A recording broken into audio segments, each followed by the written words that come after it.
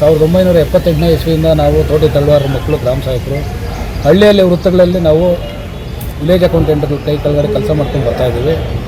ನಮಗೆ ಗೌರವಧನ 100 ರೂಪಾಯಿಂದ ಇವತ್ತು 15,000 ರೂಪಾಯಿ ಸರ್ಕಾರ ಕೊಡ್ತಾಯಿದೆ. ನಾವು ಮೂಲ ಹಳ್ಳಿಯಲ್ಲಿ ಪ್ರತಿಯೊಂದು ರೈತರಿಗೆ ನಾವು ಏನು ದೇಶದಲ್ಲಿ ಸೈನಿಕರಾಗಿ ಸೇವೆ ಸಲ್ಲಿಸ್ತಾ ಇದ್ದಾರೆ, ಹಳ್ಳಿಗಳಲ್ಲಿ ನಾವು ಗ್ರಾಮ ಸೈನಿಕನಾಗಿ ನಾವು ಕೆಲಸ ಮಾಡ್ತಾ ಬಂದಿದ್ದೀವಿ. ನಮಗೆ ಭಾಳ ಕಷ್ಟ ಇದೆ. ಇವತ್ತು ಈ ಬೆಲೆ ಏರಿಕೆಯಲ್ಲಿ ಜೀವನ ಮಾಡೋದು ತುಂಬ ಕಷ್ಟಕರವಾಗಿದೆ.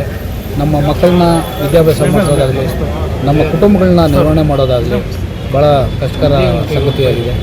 ದಯವಿಟ್ಟು ಸರ್ಕಾರ, ಘನ ಸರ್ಕಾರ ಮತ್ತು ನಮ್ಮ ಕಂದಾಯ ಸಚಿವರು ಕೃಷ್ಣಬೈರೇಗೌಡ ಸಾಹೇಬರು ನಮ್ಮನ್ನು ಇವತ್ತು ಡಿ ದರ್ಜೆ ನೌಕರರಾಗಿ ಪರಿಗಣಿಸಬೇಕು. ನಮ್ಮ ಮೂಲ ಬೇಡಿಕೆ ಡಿ ಗ್ರೂಪ್ ನೌಕರರಾಗಿ ಪರಿಗಣಿಸಲೇಬೇಕು ಅಂತ ಇರೋದು ನಮ್ಮದು.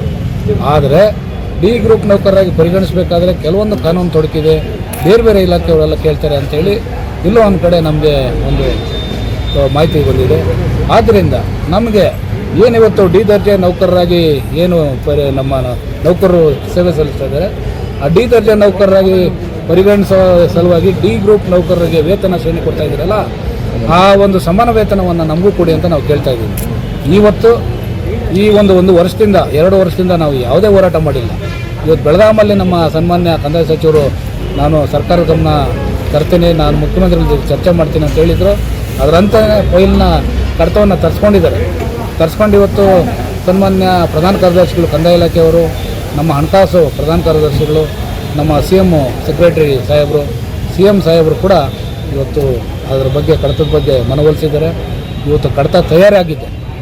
ಪೀಠದಲ್ಲಿ ಒಂದು ಸಚಿವ ಸಂಪುಟ ಕರೆದಿದ್ದಾರೆ. ಇವತ್ತು ನಿಮ್ಮ ಎಲ್ಲರ ಒಂದು ಆಶಯದಂತೆ ಒಂದು ಪತ್ರಿಕಾ ಮಾಧ್ಯಮದಲ್ಲಿ ಬಿತ್ತರಿಸಿ ನಮ್ಮ ಬಡಗ್ರಾಮ ಸಹಾಯಕರಿಗೆ ಈ ಒಂದು ಡಿ ದರ್ಜೆ ನೌಕರರ ವೇತನ ಶ್ರೇಣಿಯನ್ನು ಕೊಡಿಸ್ಬೇಕಂತೇಳಿ ನಾವು ಇಲ್ಲಿ ಚಿಕ್ಕಬಳ್ಳಾಪುರ ಜಿಲ್ಲೆಗೆ ಬಂದು ಒಂದು ಪತ್ರಿಕಾಗೋಷ್ಠಿಯನ್ನು ನಾವು ಮಾಡ್ತಾಯಿದ್ದೀವಿ.